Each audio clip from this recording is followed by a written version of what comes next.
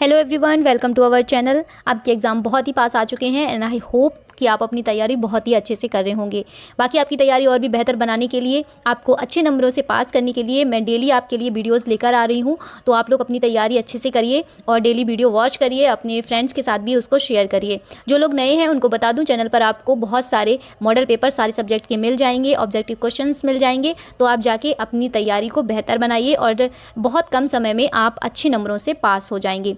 ठीक है, चलिए आज की वीडियो में हम बात करने वाले हैं साइंस के कुछ ऑब्जेक्टिव क्वेश्चंस कराने वाले हैं।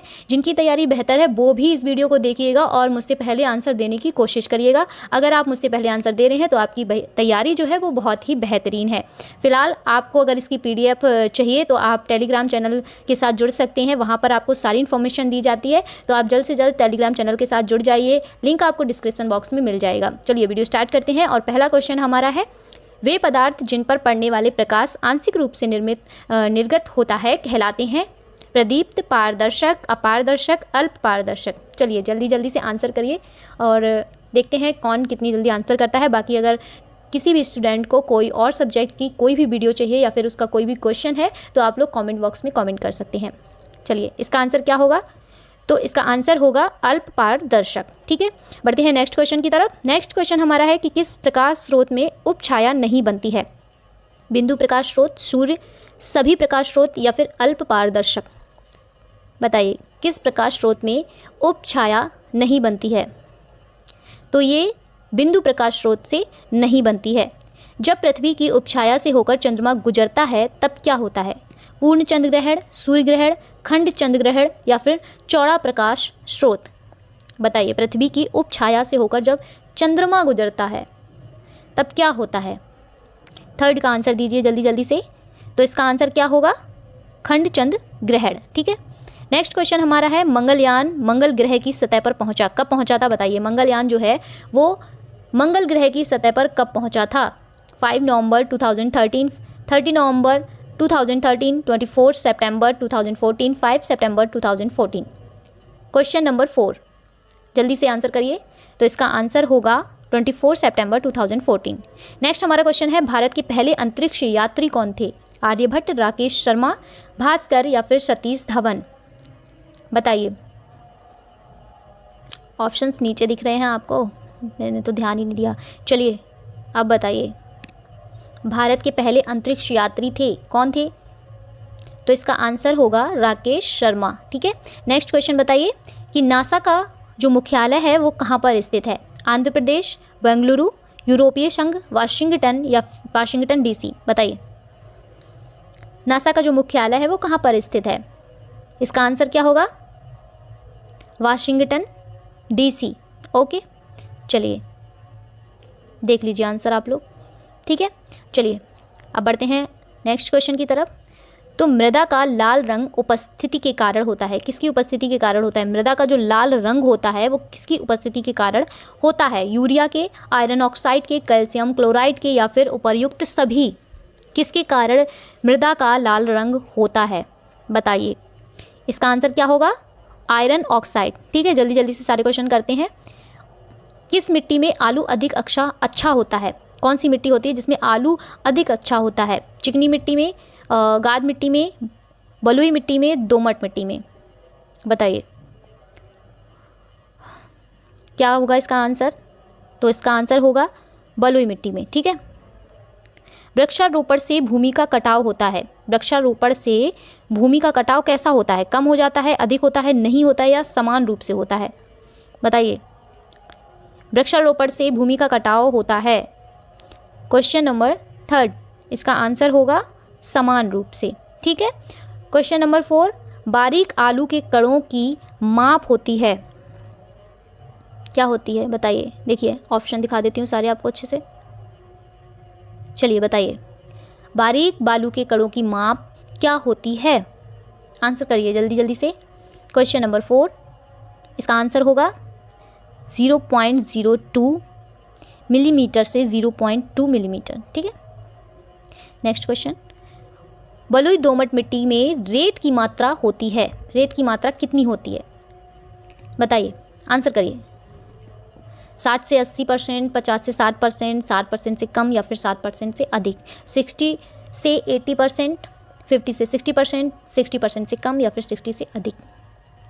क्वेश्चन नंबर 5 आंसर करिए। तो इसका आंसर होगा 60% से 80%। नेक्स्ट क्वेश्चन है नियमित खाद के प्रयोग से होती है। नियमित खाद के प्रयोग से क्या होती है? अगर हम डेली खाद डालेंगे तो नियमित खाद के प्रयोग से क्या होता है? उपज की वृद्धि होती है, मिट्टी की वृद्धि होती है, पानी की वृद्धि होती है, इनमें से कोई नहीं। बताइए क्या होगा? तो इसमें होगा उपज में वृद्धि। ठीक। कंपोस्ट खाद बनाई जाती है गोबर से, कूड़ा कचरा से, ए और बी दोनों, इनमें से कोई नहीं। ये तो आप सभी को पता ही होगा। चलिए आंसर करिए फटाफट। कंपोस्ट खाद कैसे बनाई जाती है? तो आ और बा दोनों। ठीक है, गोबर से भी, कूड़ा कचरा से भी। नेक्स्ट है नाइट्रोजन उर्वरक से पौधे बढ़ते हैं। अतिशीघ्र गति से, धीमी गति से, बढ़ते ही नहीं है, या फिर इनमें से सभी? बताइए नाइट्रोजन उर्वरक से पौधे बढ़ते हैं, किस गति से बढ़ते हैं? तो अतिशीघ्र गति से बढ़ते हैं। ठीक है। नेक्स्ट हमारा क्वेश्चन है कीटनाशक दवाओं के प्रयोग से वृद्धि होती है। कीटनाशक दवाओं से कैसी वृद्धि होती है? बताइए। रोगाणु प्रतिरोध से, कीड़े मकोड़ों से, इल्लियों से, या फिर इनमें से कोई नहीं? बताइए। Question number 9। तो इसका आंसर क्या हो जाएगा? रोगाणु प्रतिरोध से।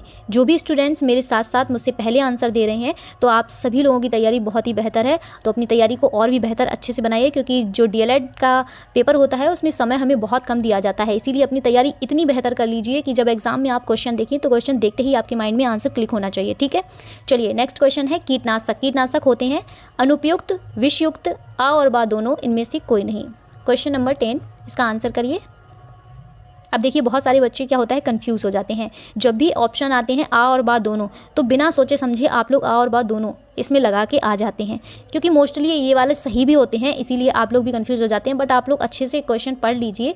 हर चीज़ अच्छी नहीं होती है, हमेशा वही सेम अच्छा नहीं होता है, सही नहीं होता है। ठीक है, कि हमेशा ही आ और बा दोनों वाला जो ऑप्शन होता है वो सही ही होगा, ऐसा नहीं है। चलिए बताइए कीटनाशक होते हैं अनुपयुक्त, विषयुक्त, आ और बा दोनों, या फिर इनमें से कोई नहीं। क्वेश्चन नंबर 10 तो इसका आंसर होगा विषयुक्त। नेक्स्ट है खरीफ की फसल है। खरीफ की फसल क्या कौन सी है इसमें से? बताइए। गेहूं, चना, मटर या धान? किसको हम खरीफ की फसल कहते हैं? बताइए। क्वेश्चन नंबर 11 तो इसका आंसर होगा धान। ठीक है।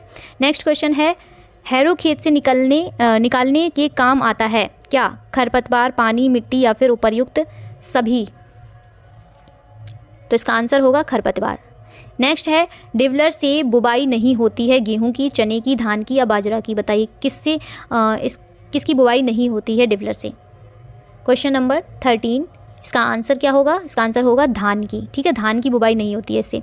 सिंचाई की कटाव पानी विधि है क्या है? अपलावन या प्रवाह विधि, कूड़ विधि, क्यारी विधि, या फिर छिड़काव विधि? बताइए क्या होगा? सिंचाई की कटाव पानी विधि कौन सी है? क्वेश्चन नंबर 14 इसका आंसर होगा अपलावन या प्रवाह विधि। चलिए नेक्स्ट पढ़ते हैं। नेक्स्ट हमारा क्वेश्चन है बल का SI मात्रक क्या है? जूल, अर्ग, मीटर या न्यूटन? बताइए मात्रक क्या है बल का? SI मात्रक क्या होता है बल का? तो इसका आंसर होगा न्यूटन। ठीक है। नेक्स्ट क्वेश्चन की तरफ बढ़ते हैं। नेक्स्ट हमारा क्वेश्चन है MKS MKS पद्धति में कार्य का मात्रक क्या होता है? Newton, meter, joule, newton plus meter? Answer करिए। तो इसका आंसर होगा जूल। ठीक है। नेक्स्ट बढ़ते हैं वस्तु में गति के कारण कार्य करने की क्षमता को कहते हैं गतिज ऊर्जा, स्थितिज ऊर्जा, यांत्रिक ऊर्जा, विद्युत ऊर्जा? बताइए। क्वेश्चन नंबर 4 तो इसका आंसर होगा गतिज ऊर्जा। 4 का आंसर होगा आ। चलिए नेक्स्ट क्वेश्चन बताइए। क्वेश्चन नंबर 5 यांत्रिक लाभ होता है क्या? होता है यांत्रिक लाभ? क्वेश्चन नंबर 5 इसका आंसर होगा WF। ठीक है। चिमटा उदाहरण है, किसका उदाहरण है? बताइए जल्दी जल्दी से आंसर करिए। प्रथम श्रेणी का, द्वितीय श्रेणी उत्तोलक का, तृतीय श्रेणी उत्तोलक का, मशीन का, किसका है? चिमटा उदाहरण है। क्वेश्चन नंबर 6 इसका आंसर होगा तृतीय श्रेणी उत्तोलक का। 6 का आंसर होगा श। ठीक है, देख लीजिए। चलिए बढ़ते हैं नेक्स्ट क्वेश्चन की तरफ। नेक्स्ट हमारा क्वेश्चन है कोशिका का भाग है क्या? है कोशिका का क्या भाग है? संयोजी ऊतक, तंत्रिका ऊतक, केंद्रक या फिर प्रोटोप्लाज्म? इसका आंसर करिए। कोशिका का भाग है, कोशिका का भाग क्या है? केंद्रक। ठीक है। नेक्स्ट है साइटोप्लाज्म में पाया जाने वाला महत्वपूर्ण पिंड है। चलिए आंसर करिए। साइटोप्लाज्म में पाया जाने वाला सबसे महत्वपूर्ण जो पिंड है वो कौन सा है? कोशिका भित्ति, रसधानी, जीवद्रव्य या फिर केंद्रक? कौन सा है? तो इसका आंसर क्या होगा? केंद्रक। नेक्स्ट है कोशिका का सबसे महत्वपूर्ण अंग है, बताइए।